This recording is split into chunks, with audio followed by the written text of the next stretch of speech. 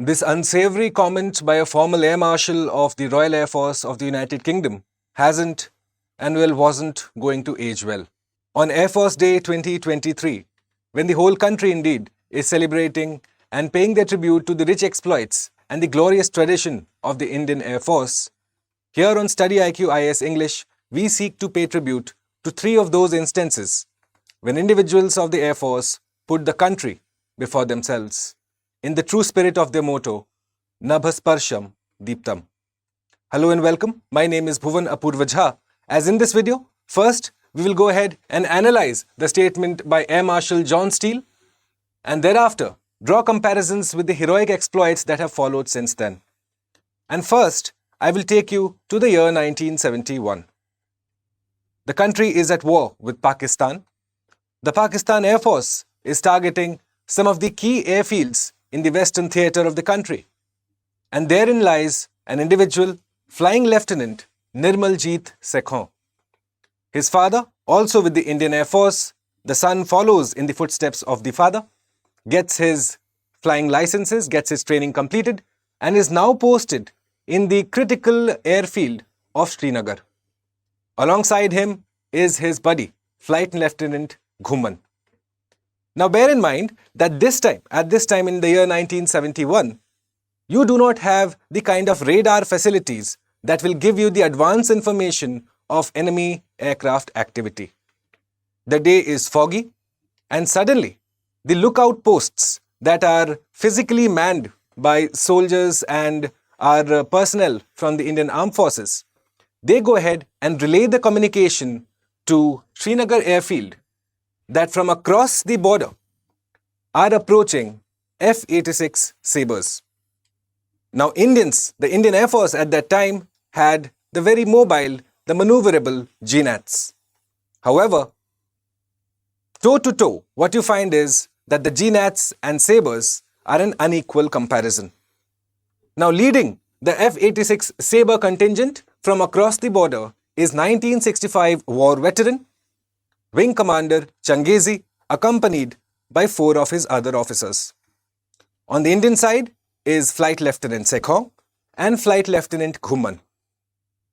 Now, because of the lack of technology, the information at the Srinagar airfield is not communicated up until at least the last moments, and even then, a confusion with the ATC hampers swift deployment of the Indian defensive action.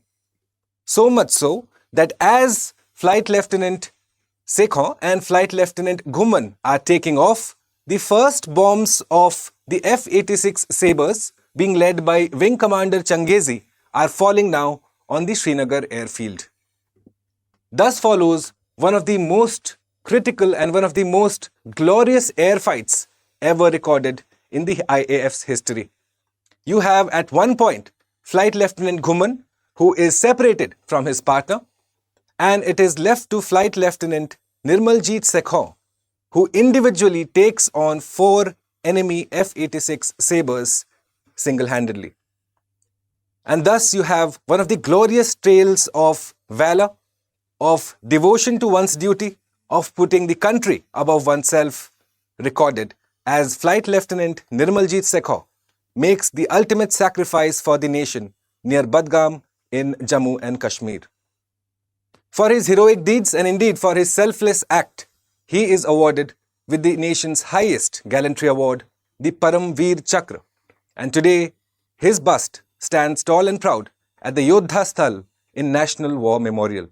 Our heads bow in reverence as we think and pay our tribute to Flight Lieutenant Nirmaljeet Sekhon. Thereafter, before I take you forward to my second hero and his heroic exploits, if you want to go ahead and connect with me, you can do so by joining my Telegram channel. It goes by the name of Bhuvan Study IQ. Any feedback, any comment meanwhile on this video, and if it is indeed something that you are hearing for the first time, then well indeed a like and a comment would be most appreciated.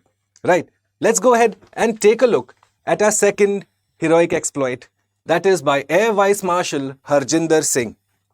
Now bear in mind that Air Vice Marshal Harjinder Singh initially in fact, joined the Indian Air Force as a Hawaii sepoy, right? But he was a product of the famous McLagan College of Lahore. Now, his engineering exploits were the talk of the town. In fact, you find that his wizardry at repairing and modifying planes was the stuff of legends. Now, during the Burma campaign in World War II, he was a warrant officer in the Indian Air Force posted alongside the Burma border. A staunch nationalist, by the way, he wasn't convinced that the Indians should be fighting for the British. Here is a transcript of a communication between Harjinder Singh and his senior. During the Burma campaign, he's convinced that, well, Indians shouldn't be fighting for the British, and he talks and he speaks about his Indian commanding officer, squadron leader Karun Krishna Jumbo Majumdar, where he asks, young Harjinder asks, why should we fight this war for the British? And therein is the answer, the foresight of these men who were initially associated with one of the greatest legacy organizations of this country, the Indian Air Force. His senior, squadron leader Karun Krishna Jumbo Majumdar, he says, well, if we do not fight in this war for the damned British, we shall be nothing better than a flying club when the war ends. Initially, if you are going to go ahead and have an organization like the Indian Air Force in the future, once the British are thrown out of the Indian soil, you need to go ahead and gain mastery over this particular art. And for that is the reason, the justification given by Jumbo Majumdar. Now, when you go forward and you look at it, so what you find is that at that particular time, around the Burma border, a lot of aggression or hostility has been broken out, and you find that the Japanese Air Force are now dominating the airspace. The RAF, the Royal Air Force, of which Harjinder and Jumbo Majumdar were a part of that time, well, they are on the back foot. And at this particular time comes a brainwave, or what we know as today as Jugaad. What is decided is that the Lysander planes, these planes which are to be used for recon missions only, they are going to be armed and they are going to be dived to gain a tactical advantage in this battle. It's an audacious plan, it's a courageous plan, and yet what you find is that the two individuals who should agree on this, Harjinder and Jumbo Majumdar, both agree on this, right? And thus you have one of the most critical missions, a defensive mission that led to a tactical advantage in a particular war, as you have the Indians, the RAF, gain an upper hand post this offensive action. Now, today you look at, say, the Make in India, that is the talk of the town. But back then, Harjinder, the engineer who rose to become the Air Vice Marshal of the Indian Air Force, well, he has got his own project going. More than 5 decades ago, he rolls out the first Indian-made aircraft, the Avro 748, right, from the aircraft manufacturing depot in Kanpur. Bear in mind, his wizardry, his mastery of the technical aspect behind a fighter plane, behind a plane in fact, is the talk of the town. He has mastery over that art and he now starts putting it to use for national benefit, right? He continues to run a program to design and build indigenous aircrafts. Wait till he retired as an Air Marshal in 1964. Bear in mind, this is much before the Make in India or the whole thought of having our own indigenous arms program had even percolated in the political or military domains, right? But bear in mind that he is again an engineer. He is not a pilot. Yet he craves to be a pilot. And the Indian Air Force obliges his particular wishes. You find that he goes ahead and gets a Spitfire. An old Spitfire he locates in his town, renovates it, gets it working, gets it flying licenses with pilot training from the Indian Air Force, thus fulfilling his wishes to fly in the cockpit. After all, a pilot's heart lies in the cockpit, and there it is. Harjinder, now who rose to become the Air Vice Marshal of the Indian Air Force, is now a certified pilot, right? This is the second exploit that I wanted to discuss on this glorious day as the country celebrates Air Force Day 2023. And before we go forward and take a look at the third exploit of the day, let me inform my dear students that the Aranya series, focusing on the complete coverage of environment, forest and climate change in the run-up to UPSC 2024, well, the 5th class is scheduled on Sunday morning at 8 a.m. Make sure that you join me for this discussion. It will indeed be an informative discussion, I can promise you that. Right, the third hero on this glorious day, Air Force Day 2023, that we seek to take a look at is Flight Lieutenant Kambampati Nachiketa. During the 1999 war, hostilities have once again broken out between India and Pakistan, and Flight Lieutenant Nachiketa has got a particular responsibility.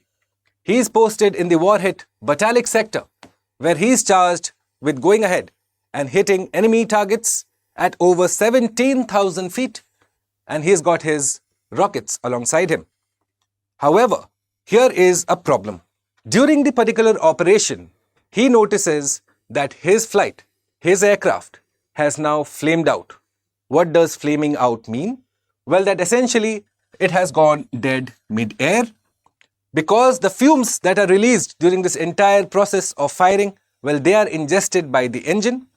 Do not forget, this is a rarefied atmosphere that we are looking at, and thus combustion has stopped and the aircraft has now stalled.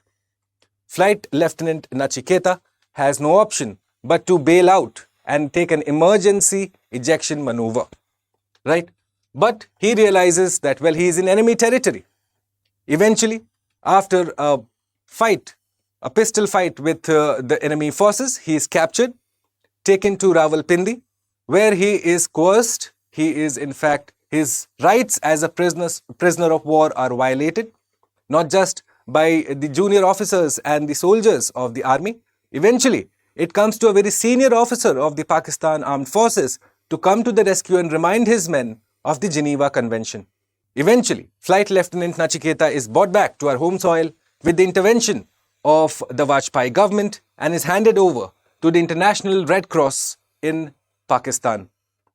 However, please realize that during this evasive maneuver of ejection that he took, he did have a particular spinal injury.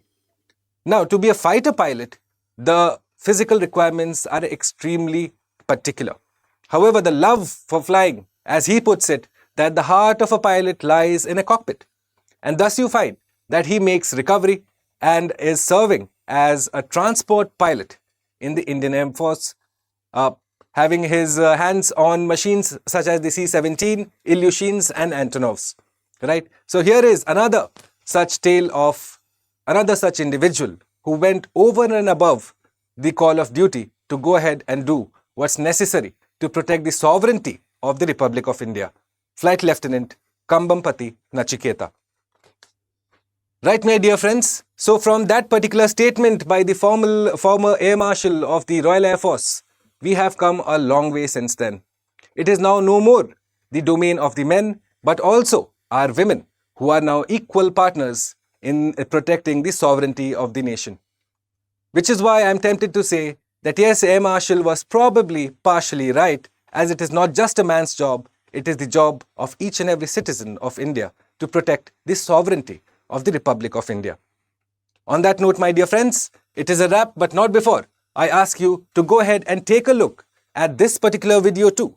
In fact, do you know the particular reason why October 8th is chosen as the Air Force Day? Are there any other days of relevance, in fact? If you do not know the answer to these, go ahead and check out this video. You'll find the link in the description box below. And if you enjoyed this discussion, if it was a learning experience, please do consider leaving me a like and a comment. I'd most appreciate that. This is Bhuvan Apurva signing off for StudyIQ IAS English. Once again, wishing all our viewers, our entire audience, a happy Indian Air Force Day 2023. Thanks for watching. Bye.